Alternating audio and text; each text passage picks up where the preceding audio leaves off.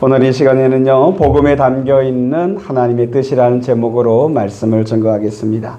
여러분, 지난주에 우리가 베드로의 첫 설교의 말씀을 일부분 보았습니다. 베드로는 성령 받은 것이 술 취한 것이 아니라 하나님의 약속이 이루어진 사건이라는 것을 말합니다.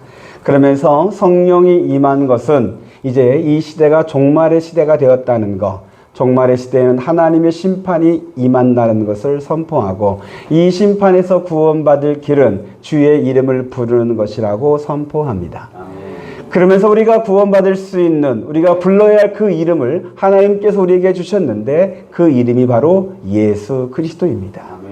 누구든지 예수 그리스도를 부르는 자는 구원함을 받은 줄로 믿습니다. 그래서 베드로의 설교를 통하여서 제가 지난주에 이런 설교의 제목을 정하였었습니다. 결론은 예수가 되게 하라. 베드로 설교의 결론은 예수였습니다. 저와 여러분들의 신앙생활도 결론은 예수가 되기를 소망합니다. 결론은 예수님 때문에, 예수님을 위하여, 예수님을 따라가고 예수님과 함께 생활하면서 살아가는 저와 여러분들의 신앙생활 되기를 우리 주 예수 그리스도 이름으로 축복합니다. 여러분, 결론이 왜 예수가 되는 것이 왜 중요할까? 그것은 하나님께서 우리에게 주신 유일한 구원의 길이 예수님 안에 있기 때문에 그렇습니다. 한번 따라서 해주시기 바랍니다. 유일한 구원의 길은 예수님이시다. 여러분, 종교다원주의는 이런 말을 하지요. 산에 올라갈 때 등산로가 여러 가지 길이 있는 것처럼 구원의 진리에 도달하는 길은 여러 가지다라고 그렇게 말들 합니다. 그들의 말은 설득력이 있을 수 있어요. 그러나 여러분, 그런 말에 결코 현혹되지 않기를 바랍니다. 하나님께서 우리에게 정하신 유일한 구원의 길은 오직 예수입니다. 오늘 읽었던 23절, 24절의 말씀은 예수님께서 우리의 유일한 구원이 되기에 하기 위하여 하나님께서 행하신 일들이 기록되어져 있습니다. 오늘 그 말씀을 집중적으로 볼 텐데요. 하나님께서 예수님이 우리의 구원자 되게 하기 위해서 하나님께서 하신 일이 23절과 24절엔 두 가지를 말씀합니다. 하나는 십자가이고 또 하나는 부활입니다. 여러분, 우리 양문교회는 하나님이 하시면 된다라는 이 진리를 붙잡고 있는 교회입니다. 저와 여러분들의 구원도 하나님이 하시니까 되는 줄로 믿습니다. 양문교회 부흥도 하나님이 하시면 되는 줄로 믿고 저와 여러분들은 나아갑니다. 그래서 예수님이 우리의 구원자 되게 하기 위하여 하나님이 하셨어요. 그래서 예수님은 우리의 구원자이시고 구세주이시고 그리스도이시고 메시아인 줄로 믿습니다. 자, 그러면 오늘 이 시간에는 이제 예수님에게 행하셨던 두 가지 일 중에서 첫 번째, 십자가 복음에 담겨 있는 하나님이 하신 일을 집중적으로 보겠습니다. 예수님의 십자가 죽음도 하나님이 하신 것입니다. 한번 따라서 해주시기 바랍니다. 예수님의 십자가 죽음도 하나님이 하셨다. 여러분들이 방금 따라서 하셨는데 근데 좀 뭔가 이상한 것이 느껴지지 않나요? 여러분들이 많이 들었던 설교 내용은 예수님을 십자가에 죽이는 것이 유대인이었고 로마 병사라고 들었어요. 근데 지금 저는 이것조차도 하나님이 하셨다라고 말씀을 드리는 거예요.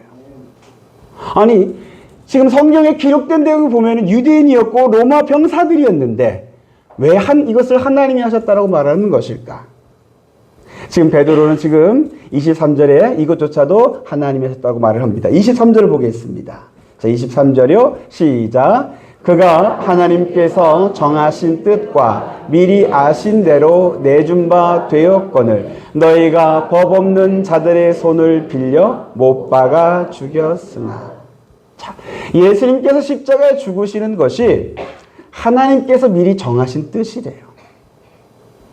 하나님께서 미리 정하셔서 그렇게 너희에게 내준 바 되었고 너희는 로마 병사의 그 손을 빌려서 예수를 십자가에 못 박아 죽였다라고 설교하고 있는 거예요. 예수님의 죽음에는 하나님 아버지의 뜻과 계획이 담겨 있습니다. 그래서 근본적으로 예수님의 십자가의 죽음은 하나님이 하신 거예요. 예수님이 십자가에 못 박아 죽는 것이 하나님의 뜻과 계획이라고 말씀드렸어요. 이처럼 미리 정하신 하나님의 뜻과 계획을 우리는 섭리라고 말합니다. 예수님의 십자가에는 하나님의 섭리가 있어요. 한번 따라서 해주시기 바랍니다. 하나님의 섭리. 어떤 하나님의 섭리냐? 예수님이 그렇게 십자가에 죽으심으로 말미암아 온 인류를 구원하고자 하는 하나님의 계획이에요.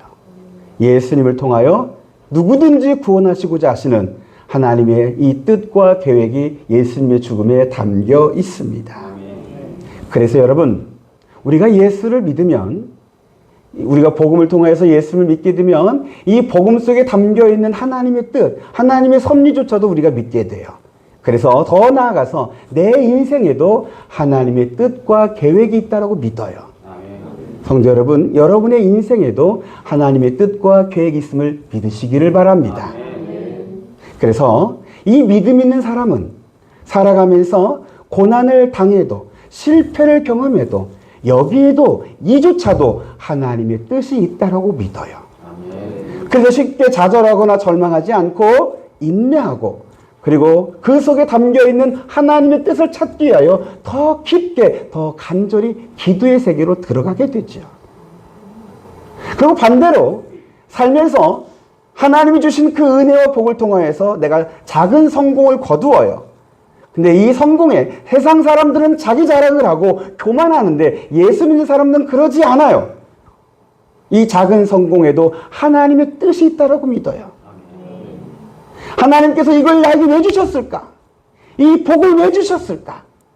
그걸 생각하면서 그 뜻에 순종하려고 하나님이 얘기해 주신 이 은혜와 이 복을 하나님 뜻을 이루는데 기꺼이 내어드리는 그런 믿음의 사람의 모습들이 됩니다. 저는 우리 양문교회가 그런 교회 되기를 바랍니다.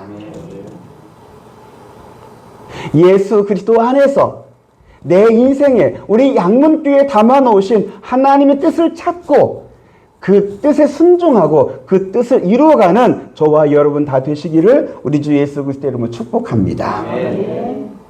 자, 그러면 이제 예수님의 죽음에 하나님이 뜻을 담아놓으셨다고 했는데 어떤 하나님의 뜻이 담겨져 있을까? 이것을 좀 더 자세하게 들어가 보도록 하겠습니다. 첫 번째로는요, 예수님을 희생제물로 삼으시는 겁니다. 한번 따라서 해주시기 바랍니다. 희생제물. 에베소서 5장 2절 말씀에 이런 말씀이 있어요. 자, 빨간 글씨로 되어 있는 부분을 같이 읽어보겠습니다. 시작. 그는 우리를 위하여 자신을 버리사 향기로운 제물과 희생 제물로 하나님께 드리셨느니라. 예수님이 죽으심을 희생 제물이라고 그렇게 기록합니다. 여러분, 희생 제물은 구약의 제사에서 유래된 단어입니다. 구약의 제사에는 번제, 소제, 화목제, 속죄제, 속건제 이런 제사들이 있습니다. 그 제사들의 용도와 어떤 그 목적들이 다 다릅니다. 그런데 여기서 이 5가지 제사 가운데 소제, 곡식을 빻아서 드리는 이 소제를 제외한 나머지 4개의 제사는 다 제물을 드려야 돼요. 소나 양이나 염소나 비둘기, 특별히 흠없는 것으로 해서 이것을 이제 제물로 삼아서 제사를 드리게 돼요. 그 가축을 잡아서 피를 짜내서 고기는 불태우고 피는 제단 사면에 뿌리면서 하나님께 제사를 드려요. 근데 여기서 제가 여러분들에게 질문 하나 드리겠습니다. 자, 객관식입니다. 부담 갖지 마시고 한번 풀어보십시오. 자, 이 제물을 잡을 때 누가 잡을까요? 1번 제사장이 잡는다. 2번 레위 지파 사람이 잡는다. 3번 제물을 가져온 사람이 잡는다.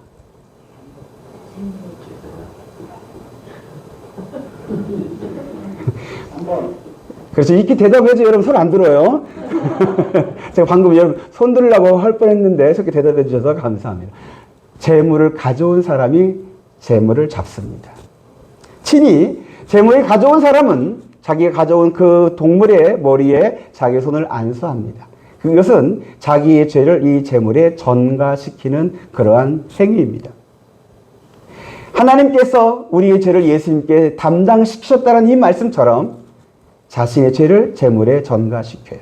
그리고 나서 그 사람은 이 제물을 잡았고 가죽을 벗기고 피를 받아내고 고기의 각을 뜨고 내장을 다 씻어냅니다. 제가 왜 이 이야기를 하냐면 하나님께서 뜻을 정하셨다 했는데 그리고서는 예수님을 죽게 하시는데 누굴 통해서 죽게 하십니까? 23절에 보니까 너희에게 주셨다 그랬어요. 법 없는 사람의 손을 빌려서 못 박아 주겠다 했습니다.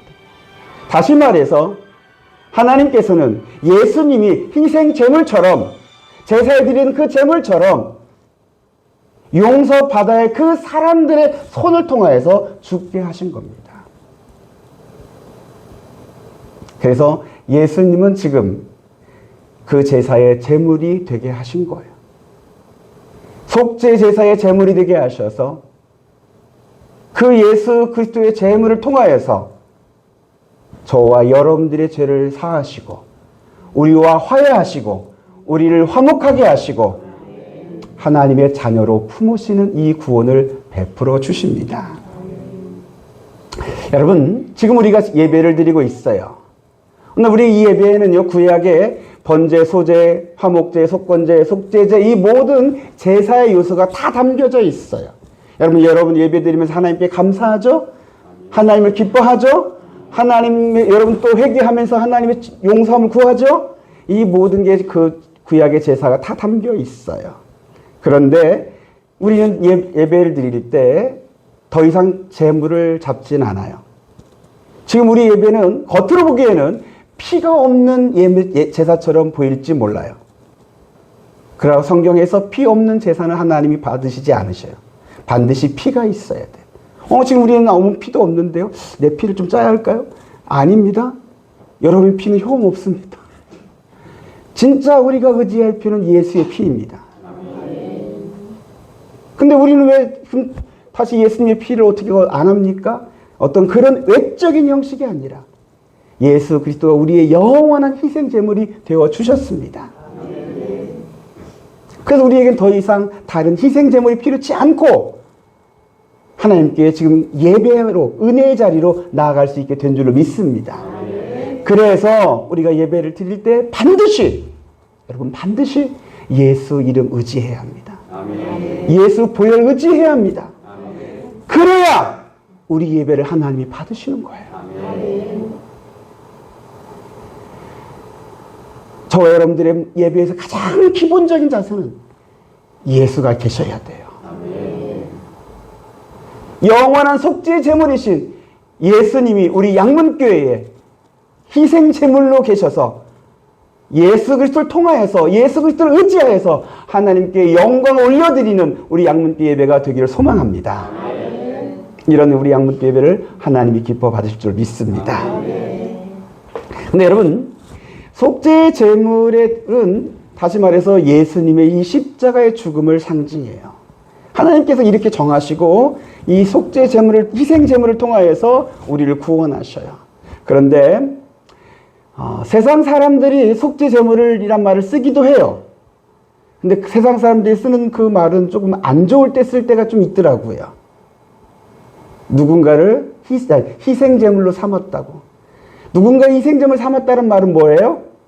내가 살기 위해서, 내가 이익 보기 위해서 다른 사람을 손해보게 하거나 다른 사람을 희생시키는 거.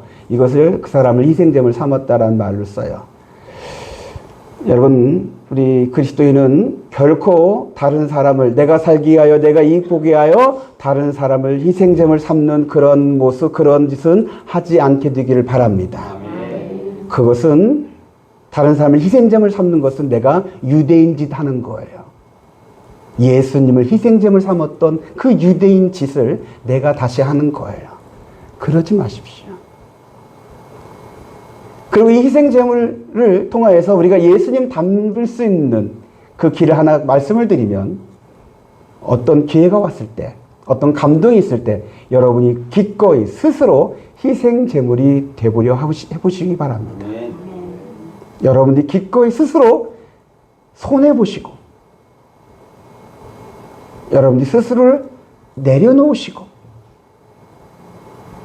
헌신의 자리로, 희생의 자리로, 다른 사람을 살리는 길로 여러분들이 자신을 희생제물로 드려보시기 바랍니다. 아멘. 그러할 때 그 모습에서 예수님이 보여질 거예요.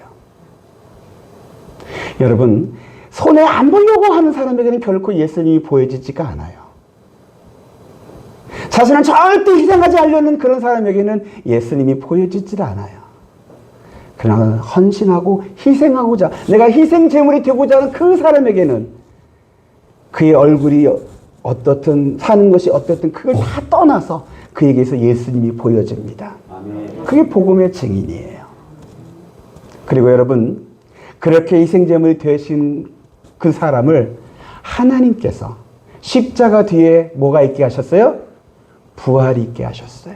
한번 따라서 해주시기 바랍니다. 십자가 뒤에 부활이 있다. 여러분 희생제물 드는 것을 너무 두려워하지 마십시오. 여러분 희생하고 헌신하는 거 너무 걱정하지 마십시오. 십자가 뒤에 부활이 있어요. 하나님께서 하시면 이 희생을 통하여서 부활의 역전을, 부활의 영광을 이루실 줄 믿습니다. 우리가 그렇게 믿고 나가는 거예요. 예수 그리스도의 죽음은 우리를 구원하기 위해서 하나님께서 희생제물로 삼으신 구원이다라는 이 첫 번째 뜻을 말씀드렸습니다. 그리고 이제 예수님의 죽음에 담겨있는 두 번째 하나님의 뜻을 말씀드립니다. 그 두 번째는 유월절 어린 양입니다. 한번 따라서 해주시기 바랍니다. 유월절 어린 양. 고린도전서 5장 7절 말씀에 빨간 글씨로 되어 있는 부분 같이 읽겠습니다. 시작. 우리의 유월절 양 곧 그리스도께서 희생되셨느니라. 여러분, 유월절 양, 유월절 어린 양을 예수 그리스도를 상징합니다. 왜 예수님을 상징하느냐?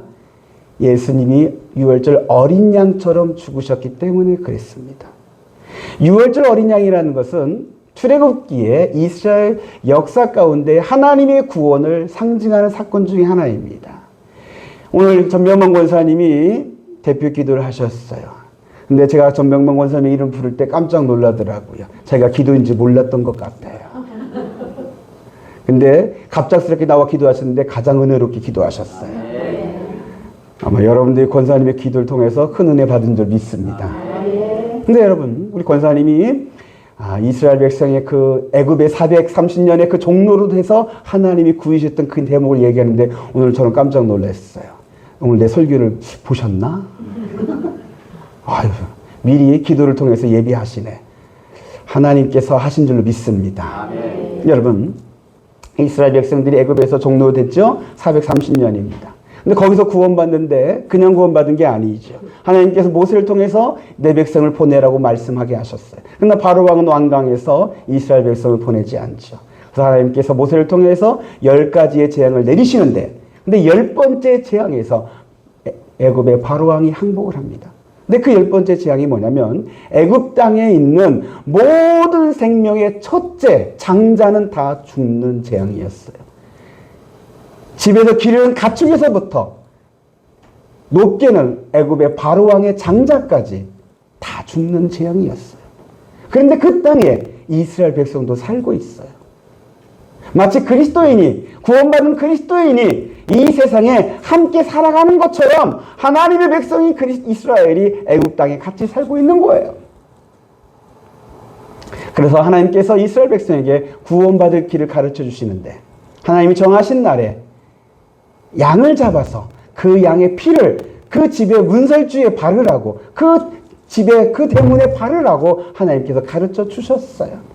그러면 하나님의 신이, 죽음의 신이 그 집을 넘어가겠다라고 말씀을 하시죠. 이스라엘 백성은 하나님이 가르쳐 주신 말씀대로 순종합니다. 하나님 정하신 날에 그들은 양을 잡았고 그 피를 자기들의 집의 문에 바릅니다. 그리고 그날 밤 하나님의 죽음의 사자가 애굽 온 땅을 덮을 때 이스라엘 백성들의 집에는 아무런 죽음이 일어나지 않게 됩니다. 애굽의 가축에서부터 바로왕의 그 장자까지 다 죽는 그 죽음의 사건 속에서도 이스라엘 백성들의 집에는 죽음이 아무도 일어나지 않게 됩니다. 그래서 애굽의 바로왕 바로 왕은 여기에서 항복을 하게 됩니다. 이스라엘 백성을 놓아주게 되죠. 그래서 이스라엘 백성은 갑자기 짐을 싸서 애굽을 떠나서 이제 약속의 땅 가나안으로 가게 됩니다. 그렇게 애굽에서 떠나 출발하는 날 하나님께서 말씀하십니다. 너희는 이 날을 기억하고 영원히 기념하여라. 그 날로 우리가 기억해야 할, 이스라엘 백성이 기억해야 할 그 날로 하나님께서 주신 날이 바로 유월절입니다. 이제 넘어갔다고, 건너서 넘어갔다고 해서 유월절이라고 그렇게 명령하셨습니다. 하나님은 이스라엘이 애굽에서 해방되는 것 같은 구원을 주기 위해서 예수님을 유월절 어린 양으로 십자가에 죽게 하셨습니다. 예수님이 죽으신 날이 유월절 전날 어린 양을 잡는 날에 예수님이 돌아가셨어요. 그래서 예수님의 죽음이 어린 양의 죽음이라고 그렇게 나타내셨습니다. 여러분, 예수님을 믿는다는 것은 예수님께서 십자가에서 흘리신 그 피를 내 마음에 바르는 겁니다. 여러분들의 마음에 예수의 보혈이 있기를 바랍니다. 여러분의 심령에 예수의 보혈이 있는 사람에게는 하나님의 심판이 넘어가게 됩니다. 그리고 그 어린 양의 피로 그에서부터 시작되어서 이제 죄와 사망에서 우리가 영원히 해방되게 됩니다. 로마서 8장 2절에 바울 사도는 복음을 이렇게 선포합니다. 우리 다 같이 한번 읽어보겠습니다. 전체를 시작. 이는 그리스도 예수 안에 있는 생명의 성령의 법이 죄와 사망의 법에서 너를 해방하였습니다. 아멘. 이 말씀이 사실이고 진리이고 여러분에게도 다 이루어진 줄로 믿습니다. 여러분이 예수 그리스도로 말미암아 유월절 어린 양이신 예수님으로 말미암아 죄와 사망의 법에서 해방된 줄 믿으시기 바랍니다. 그래서 바울 사도는 이 로마서 8장 2절 말씀을 선포하고 나서 뭐라고 말하냐면은, 그러니 이제 여러분은 다시는 죄 가운데 거하지 말고 성령에 순종하여 생명과 평안 가운데 거하라고 당부를 합니다. 저는 이 말씀이 여러분에게 적용되기를 축복합니다. 아멘. 여러분, 다시 죄 짓지 마십시오. 다시 죄 짓지 말라니까 싸늘해졌습니다. 여기서 죄 짓지 말라는 것은 여러분들의 연약함이나 아니면 여러분들이 실수해서 짓는 그런 죄를 말하는 게 아니라 고의적이고 악의적이고 습관적인 죄를 말합니다. 그렇게 다시 죄 지으면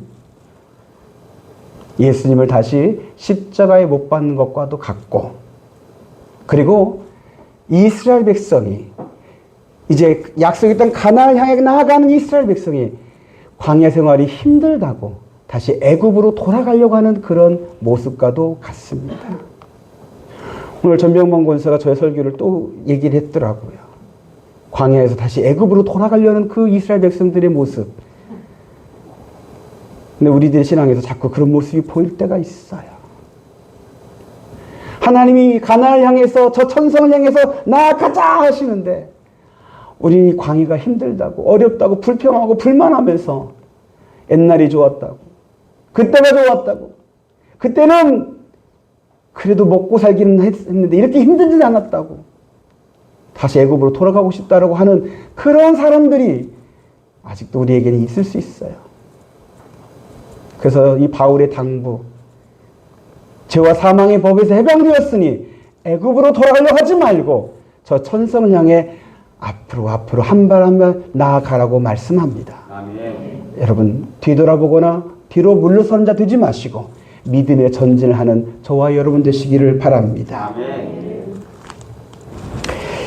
그리고 이제 예수님의 죽음과 관련해서 구약 성경에서 하나님께서 우리에게 또 알려주시는 또 하나의 상징이 하나 더 있어요. 이것은 하나의 상징입니다. 제가 이것을 여기까지 예수님의 죽음과 관련된 하나님의 뜻에 해서 여기까지 전하려고 합니다. 그것은 뭐냐면은 가죽옷입니다.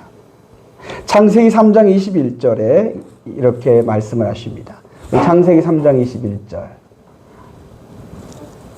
PPT 준비 안 했어요. 제가 읽을게요. 했네요. 네, 시작. 여호와 하나님이 아담과 그의 아내를 위하여 가죽옷을 지어 입히시니라. 자, 아담과 하와, 그 아내 하와가 하나님의 말씀에 불순종해서 죄를 범했어요. 그래서 하나님은 그 죄에 대해서 반드시 심판하셔야 했기에 아담과 하와를 심판했죠. 그 중에 하나가 뭐냐면 에덴 동산에서 쫓아내시는 거였어요. 에덴 동산 밖의 삶은 이제 위험하고 불안하고 앞으로 어떻게 될지 알 수 없고 또 땀 흘려야만 수고하고 애써야만 하는 그러한 삶이었어요. 이 아담과 하와를 에덴 동산에 쫓아내실 때 하나님은 그냥 내보내지 아니하시고 가죽옷을 지어 입히셨어요. 어떤 동물의 가죽옷인지는 안 나와 있어요. 그냥 성경학자들은 양가죽이 아닐까라고 그렇게 추측하기만 합니다. 그런데 뭐 안 나와 있으니까 그 동물의 이름을 알려고 굳이 애쓰지는 않습니다. 다만 우리가 하나 알아야 할 것은 이 가죽옷을 지어 입히시려면 하나님이 지으시고 보시기에 좋았다 했던 그 동물을 하나님이 직접 잡으셔야 했습니다. 예수님의 십자가의 죽으심은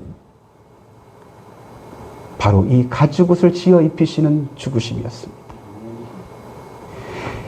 죄인이었던 아담과 하와를 불쌍히 여기셔서 여전히 그를 사랑하신다라고 말씀하시기 위하여 자신이 만드셨던 그 사랑하는 가축 동물 중에 하나를 친히 잡으셔서 가죽옷을 만드셔서 입히셨습니다. 하나님의 아들이신 예수님을 하나님이 직접 잡으셔서 죄인인 우리를 위하여 우리에게 내어주신 게 예수 그리스도의 십자가 죽음입니다. 그래서 예수 그리스도의 십자가 죽음에는 우리를 향한 하나님의 사랑이 담겨 있습니다. 로마서 5장 8절의 말씀처럼 우리가 아직 죄인 되었을 때 그리스도께서 우리를 위하여 죽으심으로 하나님께서 우리에 대한 자기의 사랑을 확증하셨느니라. 예수 그리스도의 죽음에는 우리를 향한 하나님의 사랑이 담겨 있습니다. 하나님이 우리에게 지어주신 이 가죽옷 예수 그리스도를 입으심으로 말미암아 하나님이 나를 얼마나 사랑하시는지를 여러분들이 날마다 느끼고 그 사랑 가운데 거하실 수 있게 되기를 바랍니다. 아멘. 여러분들이 하나님의 사랑을 느낄 때마다 하나님이 나를 이만큼 사랑하신다는 것을 여러분들이 경험할 때마다 여러분들은 여러분들의 그 마음 중심에서부터 나오는 참된 평안이 기쁨이 일어나게 됩니다. 아멘. 전 여러분들이 이 기쁨과 이 평안을 누리면서 신앙생활하기를 바랍니다. 아멘. 그러기 위해서 여러분 하나님이 지어주신 이 예수 그리스도 가죽옷을 잘 입으십시오. 예수 그리스도 하나님이 지어주셨는데 나 이 옷 안 맞아 하고서 자꾸 벗는 사람들이 있어요. 오늘 아침에도 우리 딸 하나가 자기 입을 옷이 없다고 또 투정거리더라고요. 제가 볼 땐 매주마다 그래요. 옷장 열 때마다 입을 옷이 없대요. 제가 볼 땐 다 있는데 하나님이 지어주신 옷이 있는데 여러분 하나님이 우리에게 가죽옷을 지어주셨어요. 예수 그리스도 옷을 잘 입어주시기 바랍니다. 아멘. 로마서 13장 14절의 말씀에 이런 말씀이 있어요. 제가 PPT에는 없는데 읽어드릴게요. 오직 주 예수 그리스도로 옷 입고 정욕을 위하여 육신의 일을 도모하지 말라. 예수 그리스도의 옷을 입고 육신의 일을 도모하지 말라. 이 PPT 내가 준비했어요? 바로 찾아서 넣은 거예요? 갈수록 실력이 느네요. 여러분, 이 로마서 10장 14절에서는 예수 그리스도의 옷을 입고 정욕을 위하여 육신의 일을 도모하지 말라고 하셨는데 저는 이렇게 말씀을 드리고 싶어요. 예수 그리스도의 옷을 입고 하나님이 나를 얼마나 사랑하시는지를 느끼며 신앙생활 하십시오. 아멘. 그 사랑에 충만한 데 거하시면서 그 사랑을 통해서 나오는 그 행복을 여러분들이 누리면서 그 기쁨으로 신앙생활하는 저와 여러분 다 되시기를 우리 주 예수 그리스도의 이름으로 축복합니다. 아멘.